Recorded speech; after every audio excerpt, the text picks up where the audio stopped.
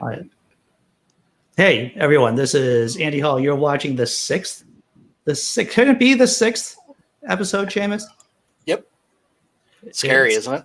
It is. We're now on two hands in terms of numbing. In terms of numbering. Numbing.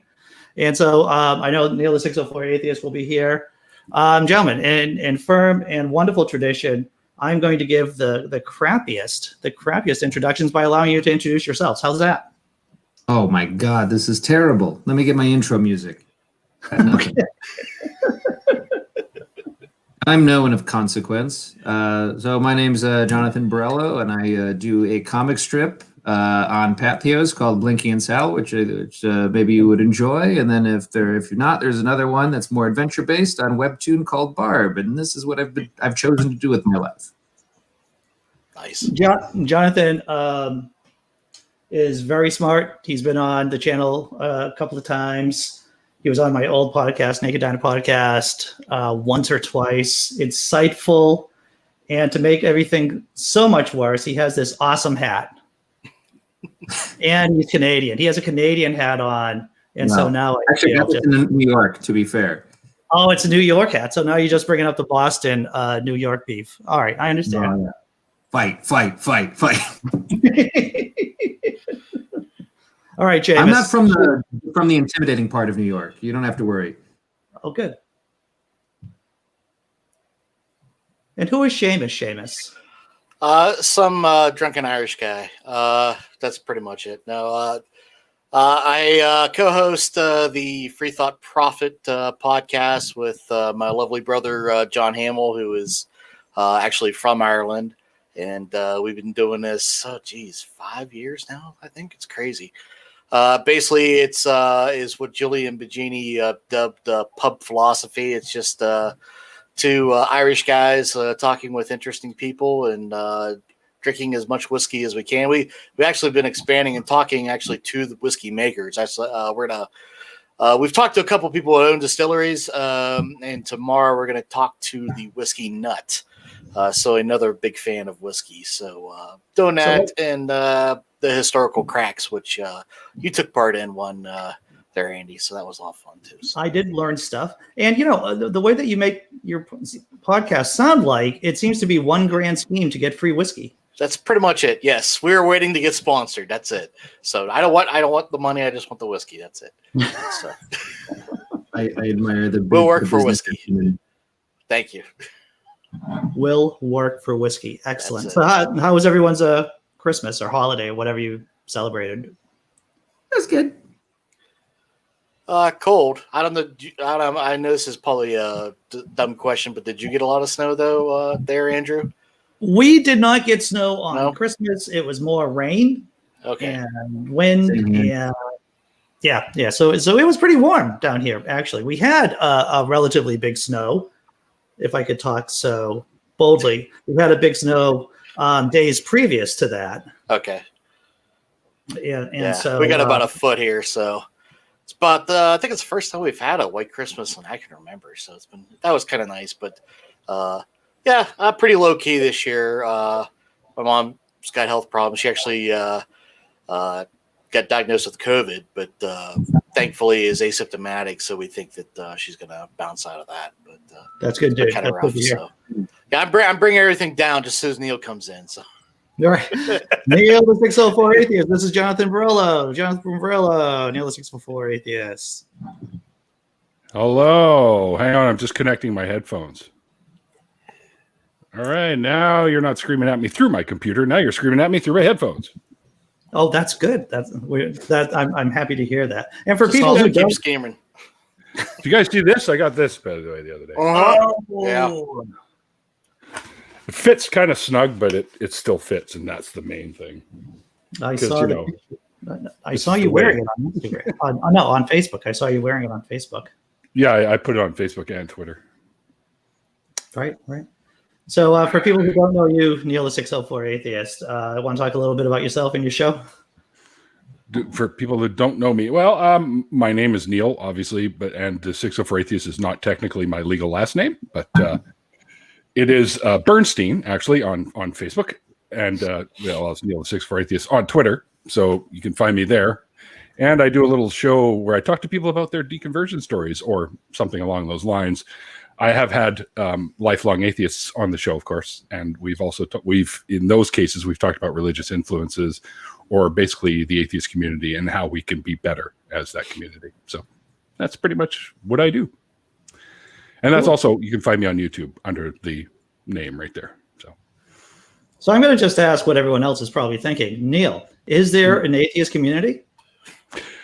Yeah, I believe so. I know that we are quite splintered because there's a lot of atheists that don't believe a lot of the things that other atheists do believe. So,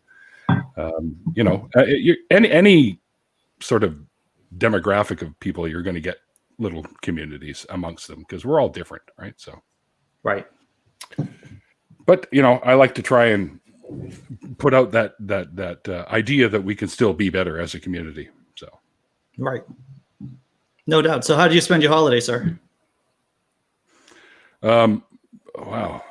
Drinking mostly, because usually we get together with the family and stuff like that. But of course that didn't happen this year because my sister was kind of paranoid about being fined and stuff like that. So she didn't want to risk that because apparently some of her neighbors are finky finks. So they'll call the cops and say, hey, they got too many people next door. And then the cops will come over and bust everything up. So is that the way it is in Canada?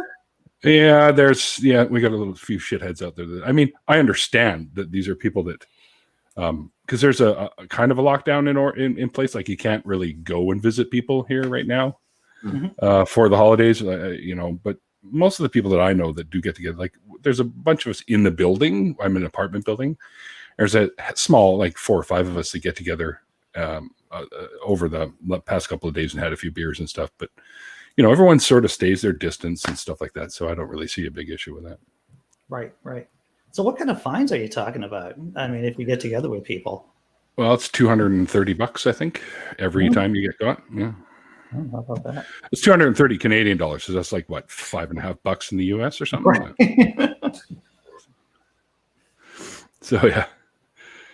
John, I was looking at your comic strips, I guess. Oh, thanks. Yeah, thanks for looking at that. I like the barb review. Those are great, man. Those barb ones are great, and the War on Christmas one kind of cracked me up too. Oh, thanks, man. Yeah, how long have you been doing that for, John? I mean, how long have you been doing webcomics for?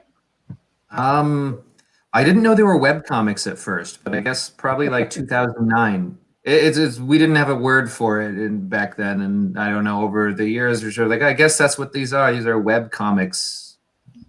So yeah, I guess since 2009, but it's evolved, it's changed. I haven't been doing the same series the whole time. Right. I just threw a link down in the chat for people who want to check out your site, biginsanehappy.com, where they can see your comics. What you drinking there, Andy? I am drinking. I killed off my last bottle of rum. Uh-oh. And so I got another bottle of rum. This is, I think I was drinking Kraken last time. This is just regular Captain. Get a little Captain in you. Yep. And as for my last strategy, I drank just a bit of rum last time. And Seamus actually congratulated me after the show last time, saying that, you weren't such a train wreck. And so I decided I don't know if it was those exact words, but oh, I know. I know. I've been in relationships before, work relationships before, and so I decided: step one, eat, drink. Don't drink on an empty stomach. Start off with a bit of rum, and then end up with a bit of beer. And by the time the show's over, I'll be happy, but not completely intoxicated. At least that's the plan. That's the plan.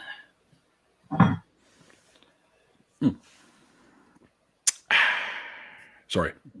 That first sip. What's that? Like a walking beer commercial. So is there any kind of East Coast, West Coast beef in Canada? Yeah, West Coast can go fuck itself. There you go. Whoa, coming in hot. Love it. We get most of our beef from Alberta. I have no idea. This is better broadcasting. Yeah, there's beef. Yeah. Let's start. What I was trying to say is, in Canada we get all our beef from Alberta. So, right. Alberta grain-fed Angus beef or whatever the fuck they call it. But it's No, they got to produce something out there. Yeah, not just destroy the world with the fucking tar sands or whatever the fuck it is. Yeah, jeez. All that fracking. All Actually, right. fracking's not that big a deal. It's people have painted it with a much worse brush than it actually is.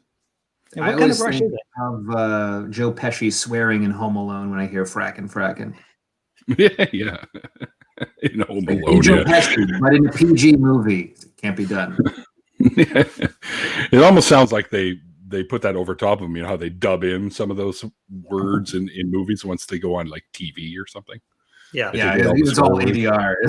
It's probably like so gnarly. I Like want to someone see that doesn't even sound like him. Fracking. That doesn't sound like Joe.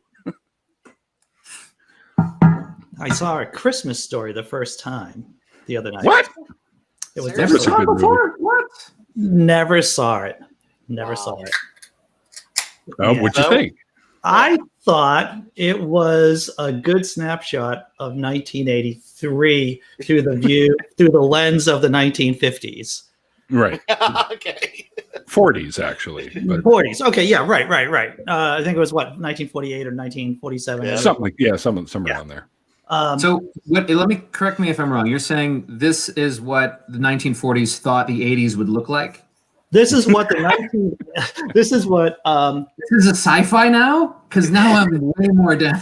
well, you know that BB gun now shoots lasers. I just want Yeah, to it's say. it. Yeah. Because the 1940s, there were definitely things that happened in the 1940s that you couldn't show in the 1980s because we become more civilized as a people. Let's face it, right? Okay. And so they could only hint at those horrible things without really showing them on screen. My 15-year-old daughter was watching a little bit of it with me, and she's like, "What's that kid doing with a bar of soap in his mouth?" It's like, well, that's an interesting thing. Yeah. I've been there, man. I've been. Did you like compare different soaps? Were there like some soaps where you're like, oh, we can swear a little bit now because this soap's not so bad? I think we might have lost Seamus. Might be a Oh, I'm little still chat. here. What's that? I'm still here. I think we lost Neil. I think we lost Neil. Yeah, I think we lost Neil. Yeah, I would. Lava soap was the worst. TJ from Colorado in the chat says. I've never had. I never had to eat soap. I'll have to tell you, of all the tortures of my childhood, never soap, and I thank my fictitious God for that. I did once, but I couldn't tell you what brand it was. I'm sorry. I wasn't the connoisseur at the time. So, Wonder Lady says lava soap was the best. yeah. Yeah, I had fucking Dial not Dial. Pardon me, Safeguard, because that's all my dad would ever buy was Safeguard soap, and that stuff made your lips all chapped and numb and gross, and it was stuck like that for like a week afterwards. Everything Irish Spring is apparently a no-go. no go. I remember being in grade 8 in high school, and this guy walking around. He was in my homeroom class, and this guy walking around with a box of chocolates. He's like, "Hey, buddy, you want chocolate?" And I'm like, "Yeah, look at chocolate." And I grabbed one that looked like a little nut cluster. And I popped it in my mouth, and it was fucking soap. I'm all like, I love chocolate, so I'm all like, oh my god, what is this? And like bubbles and shit are flying out of my mouth, Dude, and I'm spitting as it soon all as you over said this kid in school gave me a nut cluster, I'm like, this is not going to end up well for you. Way to Neil. twist my words, man. I think Rick Kavanaugh had a nut cluster when he was in college or two. Wasn't that in his testimony? What's that, man? It's not worth repeating. I'm sorry. Who the fuck makes soap looking like chocolates? I hate that person, and I have ever since. Well, it's I have the people same question, but for rabbit buttholes. Now, as a kid, I mistakenly thought of rabbit poops were little, I don't know, chocolate Cocoa Puffs or something, and I was probably like three years old, and I Enjoyed a couldn't couple. tell you what it tastes like now, but apparently it was good because I kept doing it until my parents told me. Good source of protein. Yeah. Tons of mine says it could have been X-Lax, the chocolate. Yeah. Yeah. That's a question. Do you think eating poop would help make you poop? You would think so. Yeah. Well, if you're eating bunny poop, it's mostly fibrous anyway, so probably. It's true. So it's roughage, is what I'm Yeah. hearing. Yeah. Yeah. Now, were you inventive enough to try to make it a cereal to collect the poo? And That would have been a genius move had I poured milk on it. Like Reese's peanut butter puffs or something. Yeah. Look, I was Just doesn't gross. taste like a I raisin. wasn't smart. Okay. What is the handle on your glass there, Andy? oh, I got this for a Christmas present from my children. This is Let me drink my coffee or I'll shoot you. Is that kind of what that a says? cleverer person than me in Facebook said, "Hey, is that an Americano?" And and that was the best comment so far about this cup. Nice. What are you drinking there, John? What beer are you sucking on? Some Canadian stuff. What's that called? I never heard of that one. Blanche de Paradis. Yeah, It's it's very out good, of actually. Quebec or something, I think. The wheat beer with spices, it says. Oh, Mm. I've seen that stuff before. He's seen it before. is it Blue Moon? Is the big wheat beer? Is that it? I'm trying to think. Which one? Blue Moon, is that the wheat beer? There's a That's a kind wheat of a beer. bigger- Yep. Okay, So, yeah. yeah. I like Blue Moon. Yeah, that's not bad. Blue Moon's pretty good. Is that the one they give you orange with an orange slice? Some people do that. That and Shock Top, I think, is another one. Hmm. So I think we got Dr. Mordecai Cassius Marcellus Jones. We'll just shorten that to Dr. Jones, like like in Indiana Jones. But Right. no time for love, Dr. Jones. But anyways, he's kind of saying that this is just sad. What's so sad? aw. Would you It's like all a tissue? sad. Because we're talking about poo, I guess. I don't know. Would you like this? Would you like a tissue? How is poo not fun to talk about, especially Right. rabbit poo, right? Especially when you accidentally eat it. Rabbit poo is the imperial wasn't of all poos. Some Canadian beer to wash down the rabbit poops. I agree. Hey, when there's nothing else to snack on, No, I'm So kidding. I saw you tweet, if I'm correct, you watched Wonder Woman, Andy? Oh yes. So what's the verdict on that? I heard it's pretty good. Well, I really liked the first movie. Okay. Me too. You didn't like this one? That's such a diplomatic response. Well, give me another couple of rums and cokes, and that may not be so Okay. diplomatic. And I'm trying not to ruin it for other people. Sure. I'm trying not to ruin it. But I really like the first movie, and I'm sure Wonder Woman 1984 will make a lot of money. All right. Okay. When I was coming back from grabbing beer, I heard the DJ on our radio station here, 101 FM, which is the classic rock station. He was talking about it. He said, I enjoyed it. I don't think it was as nearly as good as the first movie, but it was enjoyable nonetheless. So that's pretty much how I pretty much talk about any movie that has a sequel. So we've all done art in some way, the musical or Oh, yeah. whatever. Okay, so when you see something that sucks, right? And I'm not saying Wonder Woman 1984 sucks, but when you see something that sucks, it makes you think about what's really awesome. Like that other movie, I thought a lot about Black Panther, to tell you the truth, when I was watching Wonder Woman 1984, and about how do you make good villains, three-dimensional villains, and that's what I thought a lot about while watching Wonder Woman 1984. Who Wasn't is it the in villain 3D? in that? What's that? Who's the Wasn't villain? it- Oh, yeah. Well, What's her name? XR Night Live. Kirsten. Kirsty, yeah. Kirsten Wig. She plays. Really? What's that? Kirsten Wig is in it? She's the bad guy? Yeah, she plays the villain in it. I would Yeah, watch she- it just for that, actually. I don't even care about superheroes. But Definitely worth the price of admission, then, my friend. Just seeing her on screen is I heard she kind of steals the show a little bit. So Well, the camera loves her, right? The camera loves her, and it's you just kind of want to say, just show me more. Not more, but show me, have her on screen more. Gotcha. Gotcha. I just watched a new movie by Pixar, actually, on the Disney Channel yesterday. Soul, called yeah? Soul. Yeah, it was. Oh, it was. yeah. Of course, I don't believe in that shit, but still, it was an enjoyable movie. It was really fun. A fun little, cute little movie is what it was. Recommend it. What's it about? Well, this is a jazz musician that is trying to get the gig of a lifetime. So he finally lands one, and on his way home, he's so ecstatic. He's reading something in front of him, and something from a construction site hits him and knocks him out or kills him. So he's on his way to the bright white. They don't talk heaven or hell or anything like that in it. Your soul goes to the next, the after time or whatever the fuck they call it. But he doesn't want to do that. So he turns around. He's like, fuck, I just got the gig of my life and now I'm dead. What the hell? He's running back and he goes back, and then he ends up where all the new souls are. And he's got to try and train this soul 22. When he first gets there, she refers the lady in there refers to one of the souls as soul 8,795,000 whatever. And this one is soul number 22. And apparently this one's been trying to get its last little, like a Boy Scout badge, where its last little personality trait in there to get to Earth to become a live person or living person.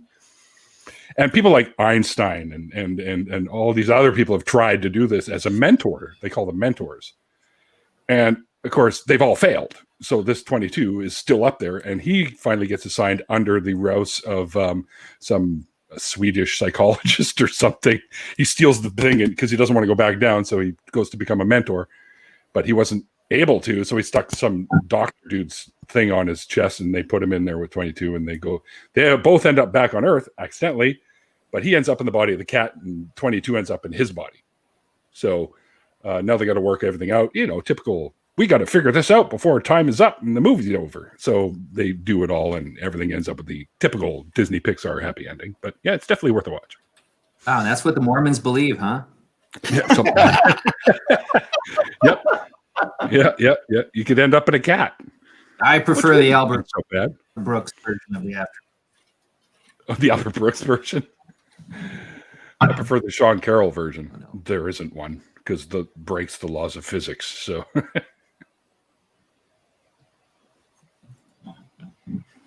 But I think the Mormons do have potentially the best deal in the afterlife. You get to become a god, maybe, get your own planet. It's a big Super maybe, Ginch. though, isn't it? Like there's a finite number of planets that people get. Like there's. So it's like a big game. Famine. They're trying to get at least one through, so you have like 90 kids. Apparently, I should never do movie reviews too. And they live near bears. Historically. Well, it's a good point that Jonathan makes in that fun, because I was going to say something along the same lines that Jonathan did, but in a much less funny way, in the fact that what you just said sounds just as crazy or just not as crazy or is as crazy as what's in the Old Testament and the New Testament. Yeah. Or in the Book of Mormon. But see, this is why like afterlife stuff is the most fun mythology to play with, because you could say anything. You can kind of, we got all the major ones. You got reincarnation, you got nirvana, you got heaven, you got hell, you got all kinds of stuff. Then you got Beetlejuice and whatnot, and you can really play with it a lot. So it actually kind of disappoints me that Soul doesn't sound like more unique. Like it feels very familiar, I guess, from what you described. I can't tell if I'm frozen or not. You are not frozen currently. Speaking of other movies. The thing is, the thing is, it's like, let it go, Seamus. Let it go. Big Hollywood production companies, they're not interested in something too creative. They don't want something that they want something, and you hear it all the time. When I was writing, when I was trying to break in, the saying goes is that they want something familiar but with a twist to it. So anything that's too creative, they'll just throw it out of hand because they feel like they won't make them any money.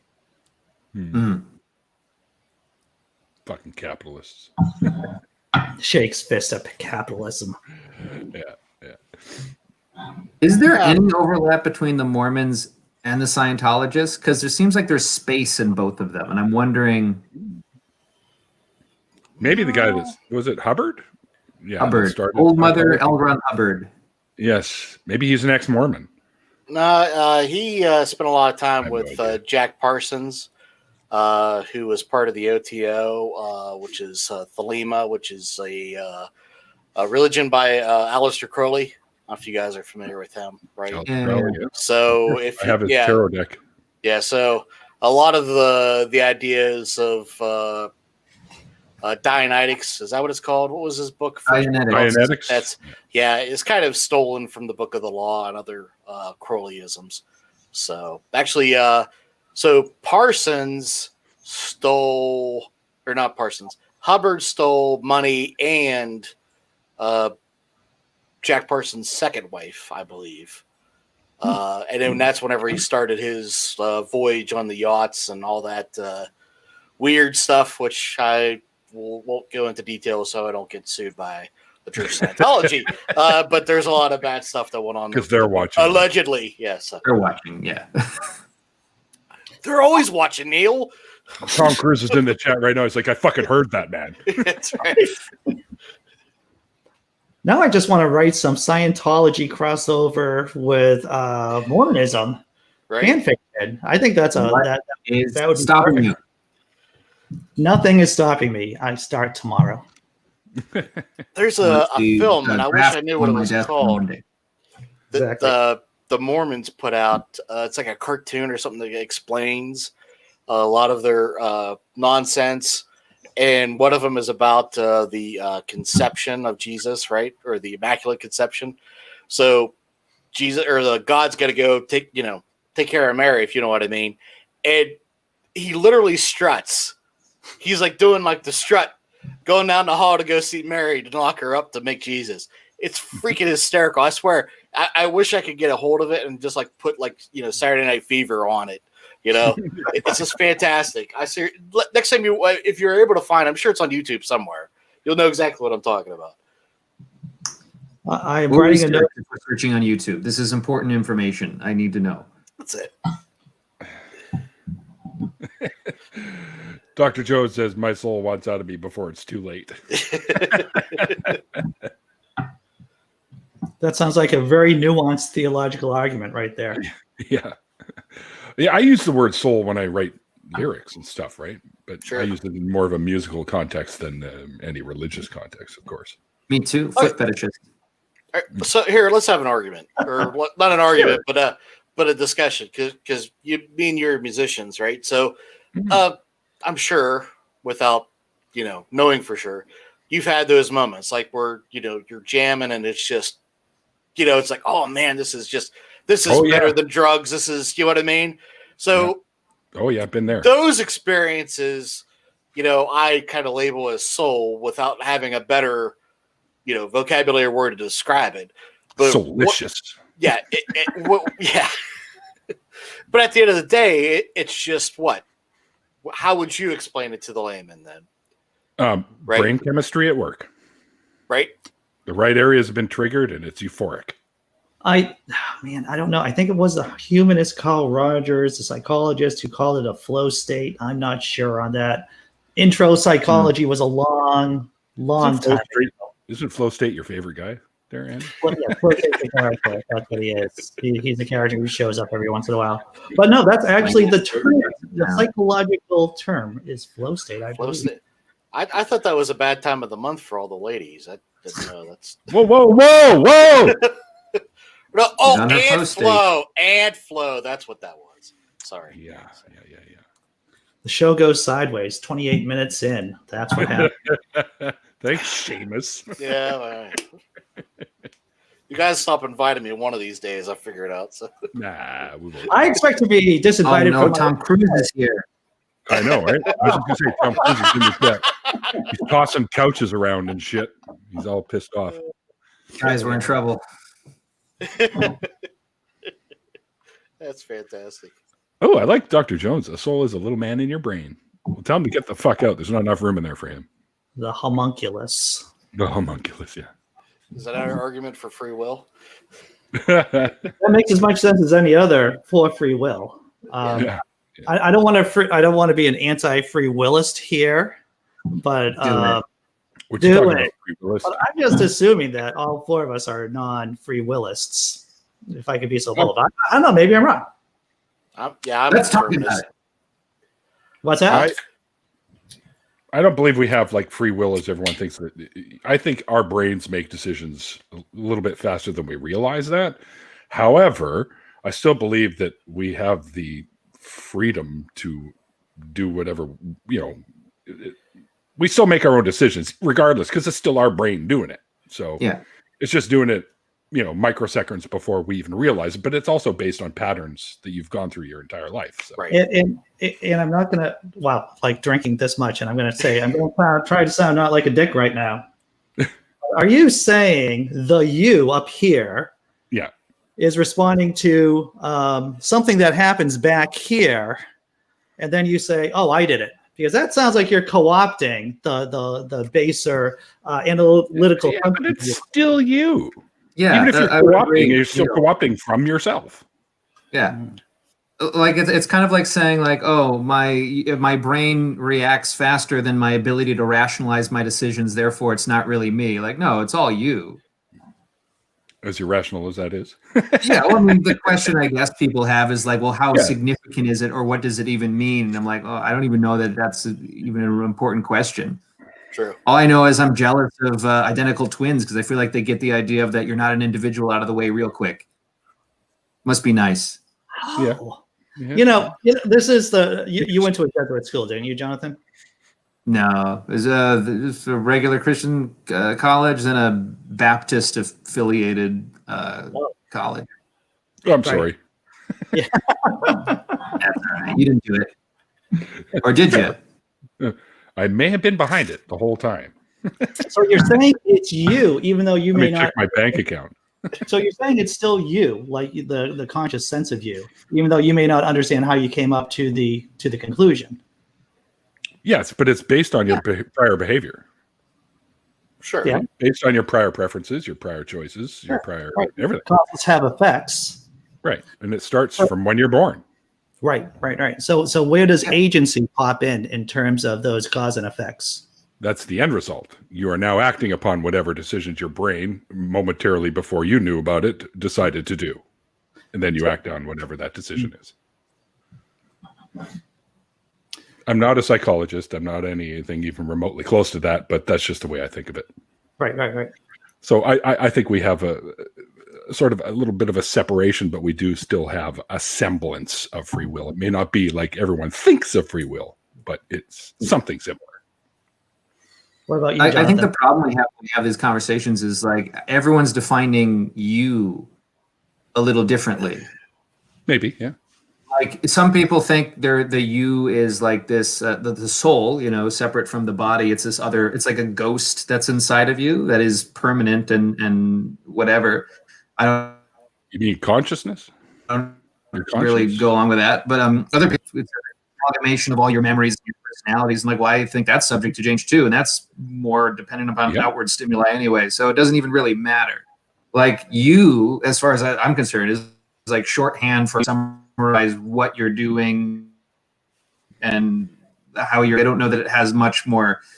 Like when you get it too metaphysical, I don't know that it makes much sense. I don't know what we're talking about anymore.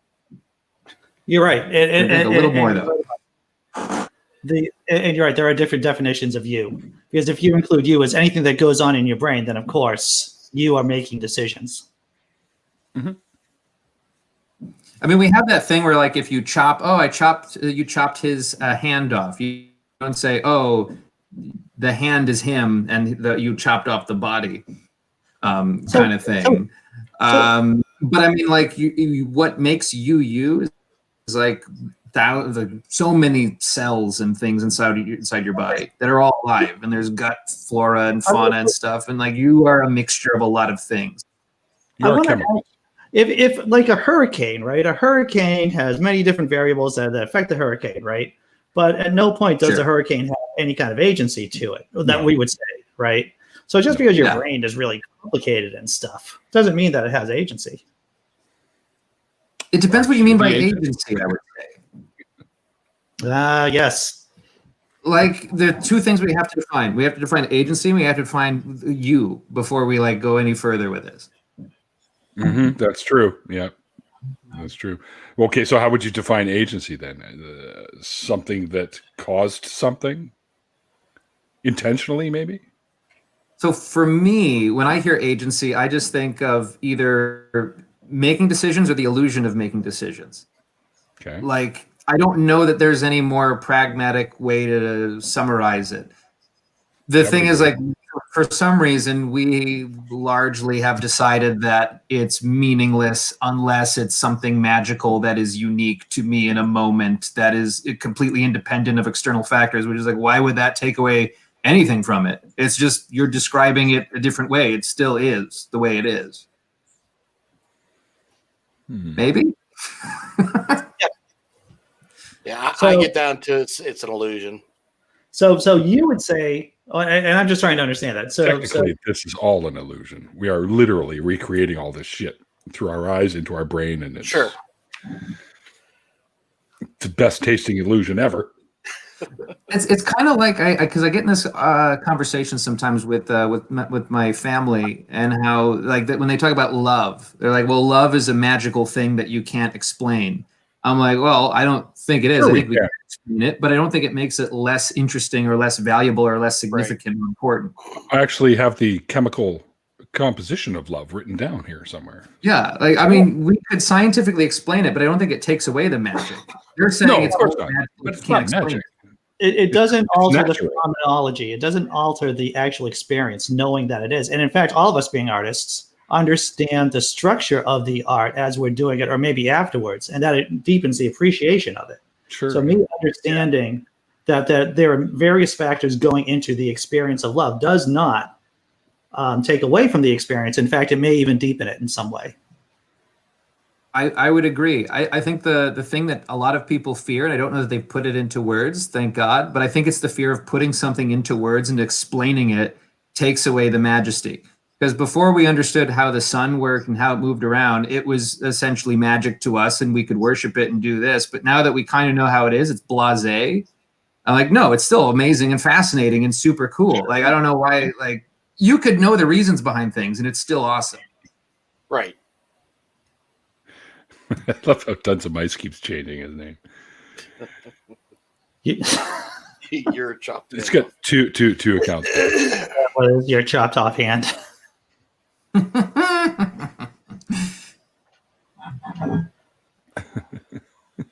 Yes, we could write a love song. You guys want to write a love song? I'd love to. Who would you write a love song to?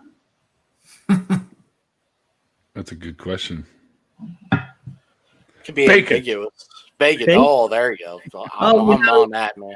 I'm sorry, Come on, vegetarian here. Vegetarian. I know. I've had some really good vegetarian bacon. I know it isn't the same thing, and I know it's not the same thing. And maybe that's my brain just trying to convince me Taste of the lie. like the bacon you remember. Does it taste like that? So bacon. I might be able to rationalize it into thinking that it's vegetable bacon. If we were going to write a song about bacon, I don't know. Do you like the Impossible Burger or the Impossible Whopper? That is. We tried that. It's all right. I like it. It is good enough, and Good enough. I'm a man who likes to put very low standards on me, myself, not on anyone else, but on me. And so That doesn't reflect in this show at all. So it does not, or on anyone else around me whatsoever.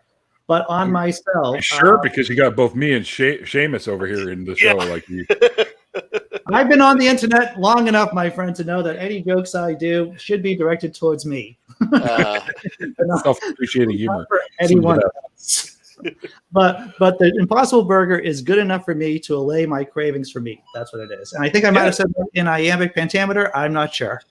No, it was. You are correct. I've tried it. I had a couple because I always buy Whoppers by the double. I always buy two at a time, and I like Whoppers, and they were satisfactory. They tasted like a Whopper pretty much. Yeah. So, but there you go. yeah, if I'm out and about and if I'm going to get fast food, that's what I try to like do. Just the Impossible Burger. That's what I try to do. The Whopper.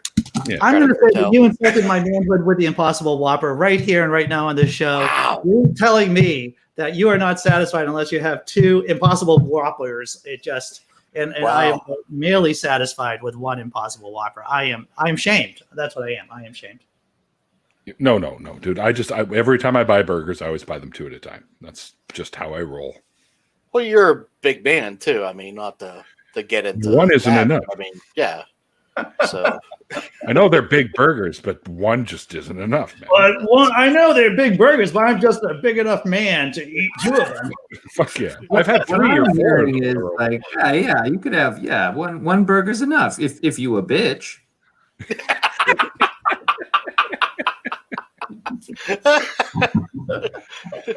just call balls and strikes, John. Just reading between the lines here. You guys got to see what my roommate got me for Christmas. This is awesome. And I was looking at it just recently to kind of had until I get my green screen shit going. Whoops. Oh, there you go. Look at that. I like it. Ooh. The atheism science flag, which will be eventually hanging up behind me at some point. Nice. I too will be investing on a green screen so that you may not see the majesty of my bedroom that much longer. Majesty. That's not green screen? That's not a green screen. You might be surprised at that. It's just my bedroom. Actually, That was an interesting choice. I admired it. I actually have one here. I just don't have the what do you call it? The doohickey to hold it up properly yet. So Yeah, I'm me gonna have to either. work on it. So But I think we're going to end up using it for the True North Talk show, cool. right? But I'll Tell me about probably the talk show, sir. the talk show. The Well, talk it's show. actually a call-in show, very much in the same vein as like Talk Heathen, then Truth Wanted. So you're telling me that there's calling in as well as talking at the same time? Well, yeah, sure. That's what people do when they're on the phone, right? They call in and they talk about whatever it is they want to talk about, and then we make fun of them. I mean, we talk to them and try and come to some realization, rationalization, whatever. You know, that sort of thing. But mostly we make fun of them. Well, I will be. Randolph's going to play the good cop. I get to be the bad cop. It's one of those Canadian atheist call-in shows. Aren't there a dime a dozen? No, there was another one before, but I don't know if they're still Was there? going. I had no idea. Yeah. To tell you the truth. But we're probably going to be the only one in Canada currently, at least that I've found. Anyways, there could be more out there. I might be wrong, and there's a good chance I probably am. But John, do you have any knowledge on this? On shows? yeah, Yes. like call-in shows, atheist call-in shows. I don't know any of them. I'm in my little bubble. I don't know anything that's going on outside. Jonathan is a working comedian, and he is busy. Not for a while. What's that? Not for a while. We've been in lockdown since March, essentially, so I haven't really done any shows. But Not you even have online? street cred. You have street cred. You've done stuff. If we must. You know what I've noticed, and tell me, I don't know if I'm wrong on this, but I've noticed that the friends of mine who are comedians, they've had a tough time coping with not going out and performing. It is as if they're the valve, the psychological valve that helped them cope with the world. Now that that's gone, there's real struggle going on. I I know, I find it's miss kind of an performing. identity crisis a little bit, because if your whole thing is like you go out almost every night and you're talking to a microphone and you see the same groups of people, and then suddenly like that's gone for like almost a year, you're like, well, what am I? What is all? What am I doing? Like, can I even say that I've done this thing? You guys probably feel the same way about like doing like live music. Well, I mean, you can still record music, so at least there's that.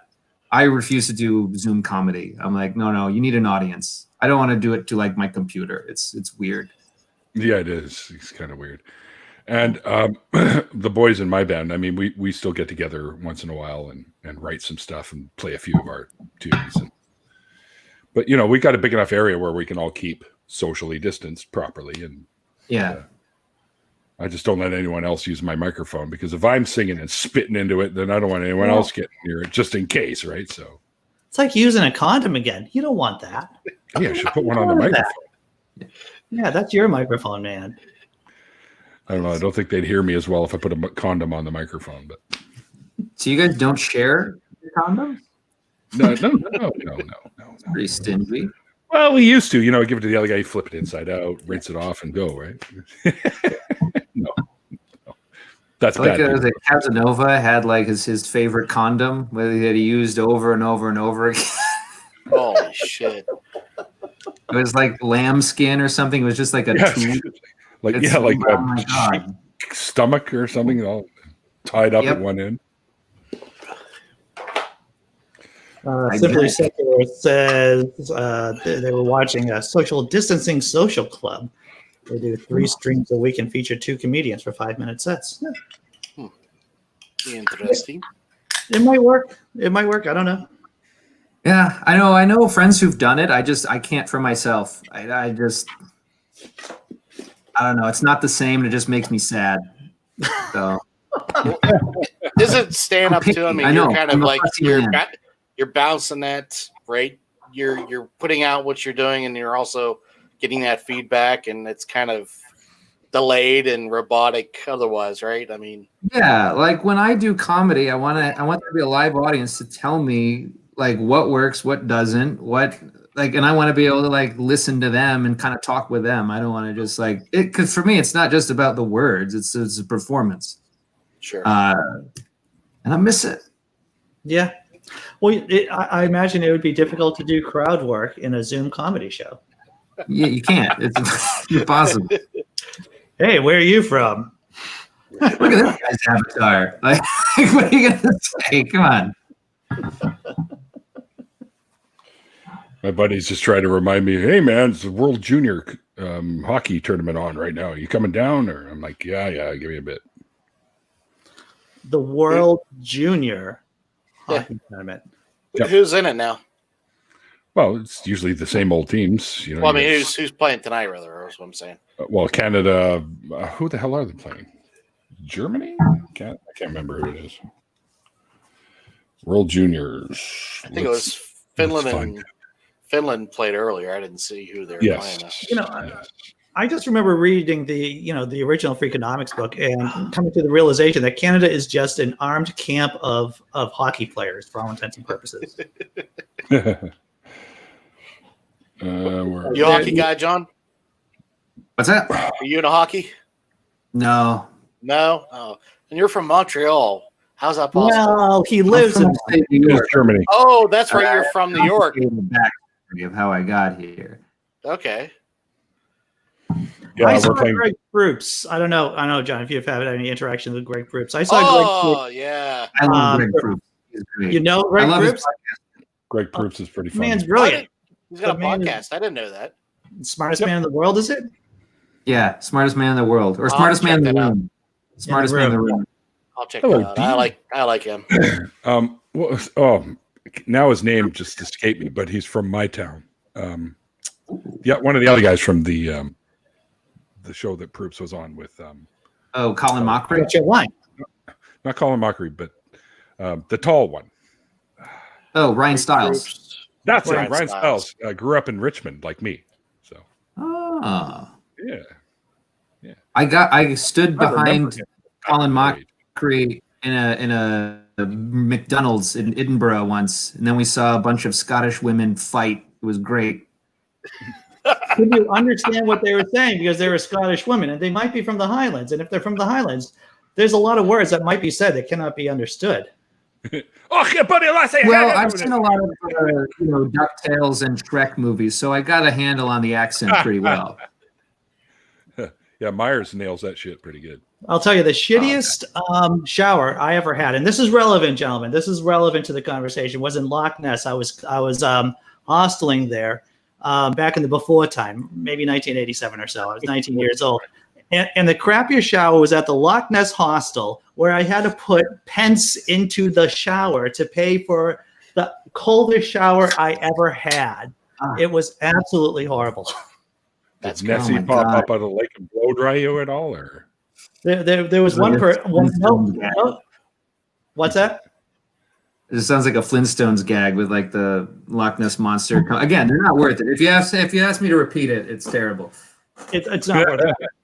So or so, with our so no trip to Loch Ness would be complete without one person thinking that they see the monster, and I'm like, no, that's not the monster. No, you gotta switch it up a little bit. You go to Loch Ness and say you saw a UFO. That's being what that's flown the by smart Nessie. thing to do. I saw an angel. Like, go crazier. You gotta like up it. Fucking Bigfoot was there. He was hand feeding Nessie on a UFO. I saw Dracula. I saw a Scientology Mormon in a Xenu. UFO. Xenu. Even like description is more man. Scientology Mormon. Can they do that? I don't know if they can do that. There's probably copyright issues somewhere in there. There's probably Yeah, probably. Well, it doesn't If depends. Scientology doesn't take us down, Disney will. How long? Serious question. How long before Disney like owns Google and is president? Aren't they already? Good answer. Well, I think the last domino to have fallen was, incorporating incorporating the X-Men into the MCU, even though the absorption isn't complete, of course. I think Sony likes to hold on a little. after the X-Men, the presidency will fall. There's no doubt about that. Yep. I am excited with the idea that the X-Men will finally be done correctly, because they have not, and I'm going to say this outside the first movie. Hit and miss.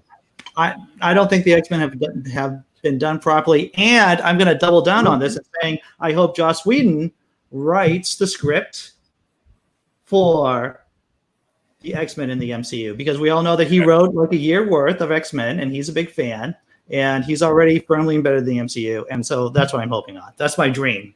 I have no dreams. I'm 52 years old, and I have no dreams right now, but that is my one hope. My one. So do you want it to stay true to the comics, or do you want it to be an updated version? You've seen what they've done with the Phoenix saga twice now, right? Well, yeah. That's just, you can't do that in one film. That's a too complicated story to do in one single three film. movies. Yeah, exactly.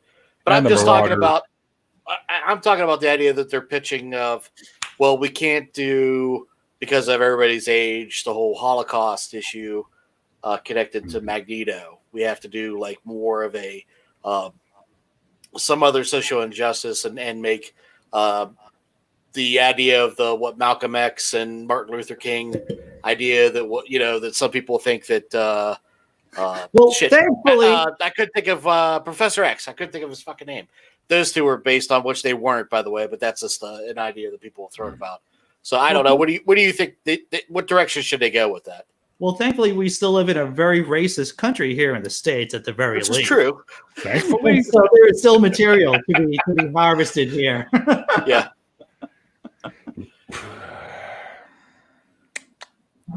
But you should have a fan. You should have a smart fan who knows. I mean, once again, I'm being an apologist for Joss Whedon right now about why he should be just in command of the X-Men, of whatever the X-Men do in the MCU. He should just be part of it.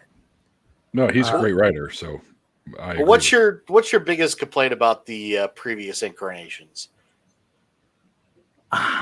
Geez, we just touched outside the Phoenix, because that's easy. The Phoenix Saga, which could be considered to be the cornerstone of the X-Men franchise, have just been butchered. On its two incarnations, and it's sad. Did I just do this by mistake? I'm sorry. And that's just sad. That's just sad. And a crime, I would say, against humanity and mutant kind. I'll be so poor John. It's like, I have no fucking idea what these guys are talking about. I know what an X-Men is. I like Logan. I did like Logan. I don't watch any superhero movies, but every once in a while I'll watch one and I'll be like, well, that was good. I like Logan. Was fun. It was sad. Everyone's dying. It's great. Yep. That's for me. That's a movie. But that's the X-Men right there. And I don't want to say the X-Men is all sadness and woe, but I don't think you can make a good X-Men movie without it being rated R in some ways. Right. Because there are harsh truths being expressed in that in those stories about racism and inequality. All about racism. You can do it in a PG-13. I mean, it just couldn't be gory, but I mean, I think like you can bring heavy ideas into any rating system. I think they need to be like Deadpool. Yeah. They need to be rated R. Well, what made Logan good? I mean, okay, and on the basis level of what made Logan good was the fact that you get to see Wolverine do Wolverine shit in a Wolverine movie, and the fact that, as against to the other movies where he has claws, but he doesn't really use them that well. And he's actually, it's like the Care Bears meet Logan. That's what PG-13 versions of Wolverine. Claw power. It's like, so it isn't until you get to rated R where it's just a sheer, and like I said, and you're totally right, Jonathan, is that you can talk like Black Panther. Once again, you talk about really complicated issues in a really in a real way, but Wolverine just cuts people up. And but he's to Canadian. Me, one of the most interesting part about it to me, because the action stuff was good, and I thought it was very well done, and it made sense for a guy who has knives for knuckles. I mean, it's got to be brutal. But to me, it was like it contends with death in a meaningful way, where I don't typically see in like superhero movies where death is pretty flippant. Like you mow down all these, they're all goblin characters or robots. You can kill them by the thousands. There's no weight to death most of the time in films like that. I think you could still do that. It doesn't have to be gory, but I think you can, and maybe you should in like PG-13, PG. Like I'll call back to to Black Panther once again. I think that's probably the best superhero movie that I've seen, where there is a real death of the villain, and you say to yourself, wow, this is really moving. And I've seen it several times, and my appreciation for the art of it just gets deeper every single time I see it. So it is possible. You like that? You like that better than Batman and Robin? Oh. Batman and Robin, the Citizen Kane of movies. Seamus. Yeah. Please don't ever say that word again. After the second one, they just felt a shit. So Batman and Robin. Post Michael Keaton. How many? Now this is the problem with a lot of superhero movies, and this is my humble opinion: is that there are too many villains. For lack of real understanding of writing or for character development, they just throw in villains left and right. Now, I'm not saying that's the problem with Wonder Woman 1984, but that could be a problem with Wonder Woman 1984. Spoilers! I think you could trace that back to many sequels, and I think that's a spot-on analysis, especially like the early Spider-Man movies. Thinking of 3 specifically. Oh, yeah. I remember... Go ahead, please. Worst fucking version of Venom ever. Right. Yeah, I mean, you need to be invested in these characters, and they're better whenever, like you said before, whenever they're 3-dimensional and there's something there, and they were just nothings. I mean, Sandman, you sort of got a background and kind of made it interesting, but it just all got dumbed down. To it fairly well too. For that. Yeah. But then you had the reincarnation of Green Goblin, and then you also had Venom, and it was just all too much. And in the Batman movies, I was joking about, those are just they actually became more comical than the Adam West in a way. Yeah. You know what I mean? Because at least Adam West, they were what they were, where these were just like just bad parodies of themselves. The best part of the Adam West shows was when they were walking up the side of the building and some fucking star of the time pops out of the window to talk to them. That was the best. It was like laughing. Yeah, exactly. Now I'm dating myself, so yeah.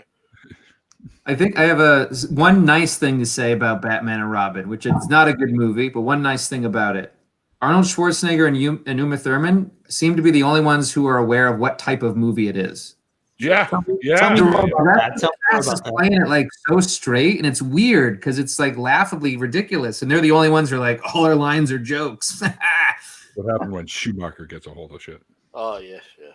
Like, you can't fault Arnold Schwarzenegger for saying the lines the way he does. The lines are what they are, and he's doing everything with them. He's like, this is the only way to say this garbage. I mean, he was a one-liner guy. I mean, that's what he did for how many years, right? So yeah. He wasn't a method actor, for fuck's sake, He's great. Julie, I love Arnold. I love him. Hockey Live is the fucking best, man. I love going to Canuck games when they're actually letting people in the building. Look out, Neil. You're starting to sound like a conspiracy theorist when they're letting people in the buildings. Think about it. Have any of you guys actually seen a coronavirus? I saw it on Borat. I saw it in the newest Borat movie where he's hitting them. Against No, you missed it, John. I really like that one. I think we're great.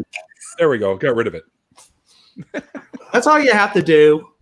You just have to spit it with Click it away. Yeah. There's alcohol in here. Maybe not 78% alcohol, but still. So Canadians, are you happy with Donald Trump going away? It looks like he's going away pretty soon. Yeah, we're tired of hearing you guys make fun of him. So I'll believe it when I see it. Oh, it'll happen. He ain't coming back. Fuck him. I don't trust it. I'm a very pessimistic person. I want him to go away so bad, but I'm just like, if I want it, good things don't happen. So I'm trying to trick myself into like, oh no, he's not so bad. I like him. Then he'll go away. He might even have a heart attack. Who knows? Oh wow! I was and I'll be honest. I was hoping he would stroke out during COVID. There's still time. There's still time. That's right. To live is to hope. That's what it is. To live is to hope. It's the one time I'll pray for you. I should be lighting a candle every day, hoping. No. That's after they die. Okay. You light the candle once a year. Sorry. Well, it's just as meaningless if you do it beforehand, hoping that they stroke out. I don't know. You like candles, and there's it's nice to have a candle on. That's how I feel too. It's nice to have a candle. Oh, Julie, my bad. I read that as never enjoyed watching live. My bad. I threw an extra letter in. I tend to do that after a few brewskis. Throw extra letters in here. What the hell is Julie's problem, man? Don't like hockey? What the hell? No, she does. She does. I misread her statement. I read hockey is the one sport I've never enjoyed watching live. Instead, it says one sport I've ever enjoyed watching. So Julie does like coffee. I was going to say coffee, but hockey, yes. That's basically Julie's way of saying, "Shut the fuck up, Neil." My bad, Julie. My bad. When you finally see me in person, you can slap me. Just go for that fucking comment, dickhead. Probably not in that voice, though. Probably not. No. Yeah. I mean, I can do voices, but I probably can't do Julie's voice. I could do a really good Richard Nixon voice, but that was my voice that I could do. I don't ask me to do it now because I don't know if I could do it. But that was it. That was in terms of voices, if I was going to do voiceovers, the Richard Nixon voice, which most people under the age of me would not know anyway. So I could fake the shit out of that. And people would be like, that's spot on, Andy Hall. Job well done. I could be like, Futurama. I could do an Alexander the Great too. What? Yeah. That could be anything. I don't think anyone today ever heard him speak. So I don't think so either. Yep. That's cheap. I don't know. Do you guys know Ocean Keltoy? Who? Ocean Keltoy. He's a heathen, a pagan. So he is a polytheist, as I understand, sir. Correct. Him and I did some voice work for Prophet of Sod. Oh yeah. And they did the Atheists, with some Jeopardy thing where they had all these believers, and I got to play what's his name, the banana guy. Ray Comfort. Ray Comfort. I intentionally blocked that fucking guy's name out of my head, but anyways, I got to play it because I can do a bit of a Aussie/Zealand accent sort of thing. Yeah, right. So I got to do him, and he did Jordan Peterson. And if you close your eyes, fucking nailed it. Peterson. He nailed it. Yeah, he did. Nailed Peterson. Yeah, he did. Jordan Peterson. I took a course with him back in the day, and man, that guy's just a bag of wet, angry squirrels. That's Wait, you took a course? I took a course with him, over at Harvard Night Course, back in 1994, maybe. He was an adjunct professor and associate. God. And before he knew he identified as anti-trans. Before he became an out-of-the-closet fascist. You see, back in the 90s, it wasn't popular to be a fascist. But now, apparently, it's okay. Yeah. I had a course, and actually, I had a chance for him when he was first blowing up, and I didn't really understand who Jordan Peterson, the newest incarnation, was. I just thought he was just a crazy idea who had some pretty interesting ideas. Well, it depends on what you mean by newest creation. It all matters what you mean about truth. Yeah, With what you mean. I mean, he had he was on Harris's terms. Yeah, he defines his terms in the most. I can define his terms better than he can, and I'm a freaking idiot, for Christ's sakes. And the reason why he can't define his terms is because he is intentionally obfuscating what he's trying to say. That's what it is ultimately. Yes. It's just a cheap magician's trick, a rhetorical. And if I can figure it out, this fool, most people should be able to just look at it and just smell it and say, this just smells like bullshit. That's all this is. Well, as a Canadian, I'd like to humbly apologize for Jordan Peterson. You just are with Justin Bieber, buddy. You know what, Bieber, I don't hate the guy. I mean, I think he's a good representation of Canadian musicianship, even if you don't like music. He's a talented kid. Oh, come on, man. You have to be to get discovered on YouTube. You have to be. I don't know, man. He writes his own shit. Well, baby. Oh, come on. Sure, it's the type of music that I don't generally listen to, but I'm not going to take away his achievements. Were self-earned. I will say this. I've been told a couple of times when I was younger that I had the look. Oh. No, right. Because I was, even in my 30s, I looked like I was in my 20s. Or something. He's got the look. But the thing is, and the thing is about entertainment is that very shallow business. It's a very shallow business. And it's like, if you have the look, you'll get booked on the show, you'll get the job, or if you fit in with whatever's going on, then there's a higher chance of you getting the gig. And Justin Bieber, when he blew up, he had the look. That's what he did. I mean, that's just my own humble opinion. Yeah, fair enough. He did have the look, and he popped onto YouTube at the right time.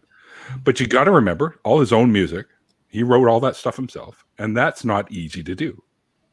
So I give him props for getting himself into the scene.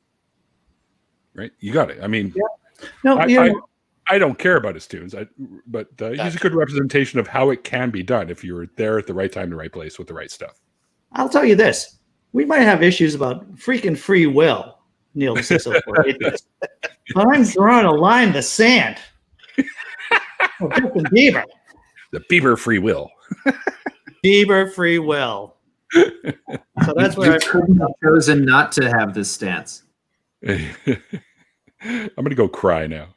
And Bieber will write a song about it.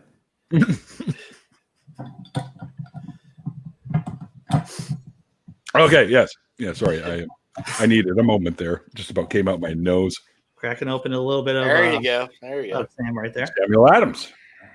I've got this one. Well, I had this one. Always a fine decision. Always a good. Yeah, I got the Alexander Keith, which is the Nova Scotia. That's the equivalent of Sam Adams. Yeah, basically it's the East Coast pale ale. I think Shannon Crew brews it in her house. Oh, is that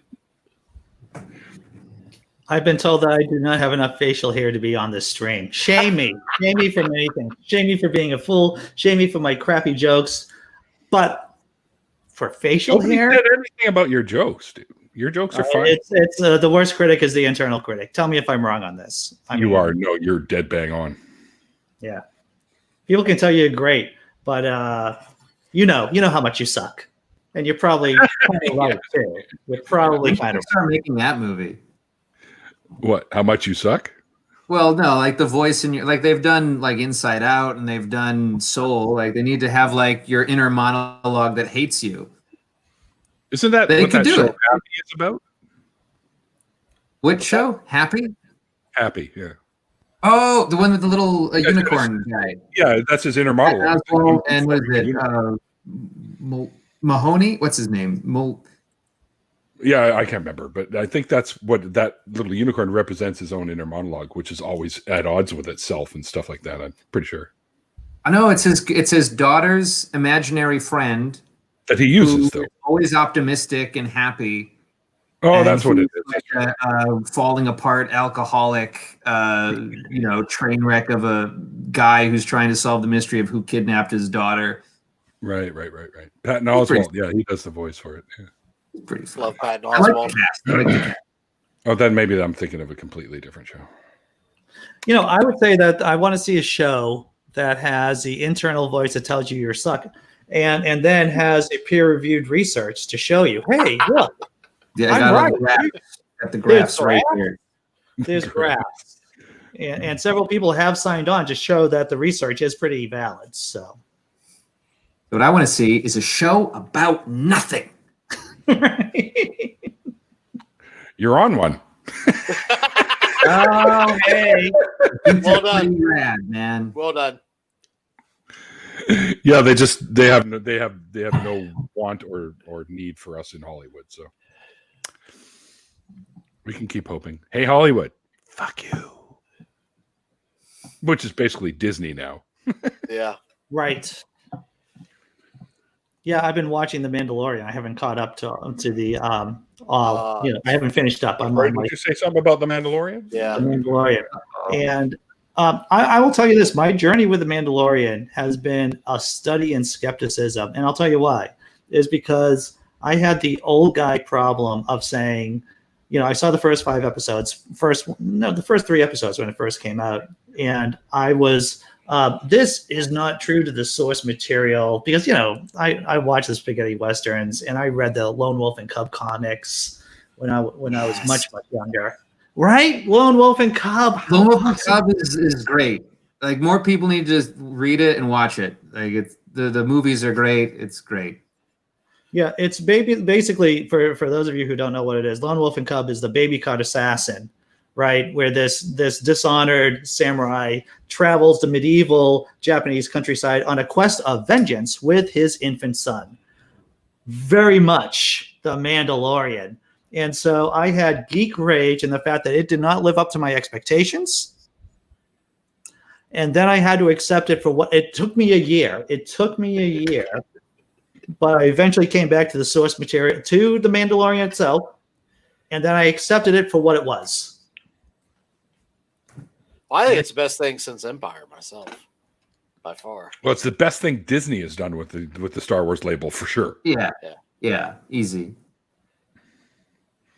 And I didn't mind Rogue One, but I liked Rogue One. It looked great. I'll say Rogue One looked great, and I like the robot and the 2 Chinese guys. That's kind of where my praise ends for Rogue One. I couldn't get into the 2 main characters, but like I thought it looks the best. It's like the best looking Star Wars movie. Like, it looks really lived in, and it's pretty. It's beautifully shot. I hated the whatever you want to call them, the Rey saga. It's just garbage. Yeah, I didn't like those. They're just awful. I'm miserable. I had problems with Mandalorian even. It's like I'm trying to enjoy something, and it's even that. I'm like, At least The Mandalorian attempts to stick to canon. Sure. Well, no, here's the thing, because I don't really care about the canon so much. What I liked about Mandalorian was when it was something I hadn't seen before. When it was like playing in the world, in the sandbox that was built up in all the films and stuff. I'm like, well, here's a fun environment and universe to play with. And it's doing something a little bit different. It has that Lone Wolf and Cub, the bounty hunter thing. I'm like, that's kind of cool. I like this.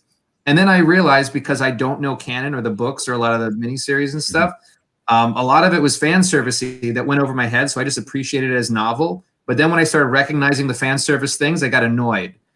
Was it? I don't know why.